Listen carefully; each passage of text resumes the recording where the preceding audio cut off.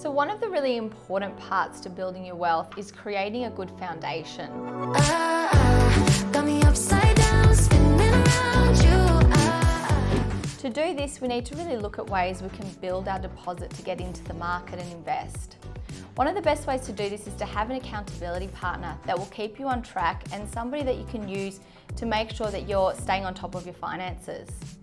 What I like to suggest to people is maybe get a friend, a partner, or a family member and set up regular meetings with them. You could do this somewhere that's enjoyable, such as at a cafe or restaurant, where you can have a nice meal and have a look at how you're tracking with your finances and spending. It's important to first create a really good budget, something strict where you know where your spending's going and making sure that you've got enough money going into savings every week. You should automate those payments into a savings account that's something that's off limits that you're not getting into. By doing this, you can make sure you're building an emergency fund. And this fund can be used towards having some emergency funds, but also towards building a deposit and investing. Other tips could be to look at what your necessities are and what your wants are and how you can reduce your want items for the interim while you're trying to build that deposit. It can be really hard initially to build that deposit, but we need to make sacrifices to get that first deposit to enter into the market. So be strict with your spending and look at your behaviour and how you can change to do things that aren't costing you a lot of money. How can you save money on bills? Start analysing different service providers and which one is the most affordable one for you.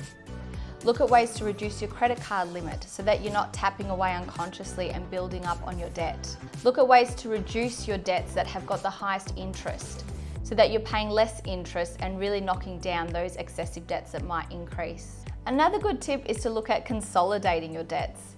So we might have accrued personal loans, credit cards, car loans. All of these might have different interest rates. By consolidating them into one loan that could have a lower interest rate, you could be reducing the interest that you're paying and make it a lot faster and easier to pay down those loans. So by assessing your goals, you can really see where your priorities are and make sure that your behaviour and lifestyle is supporting where your financial goals are. It takes a little bit of pulling back from doing the things that we like to initially build that foundation to be able to create the wealth that we desire.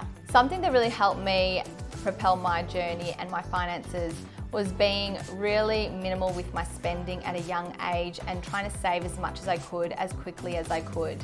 While this might hold you back a little bit with your lifestyle choices, it puts you in a good position to really propel your wealth at a faster rate.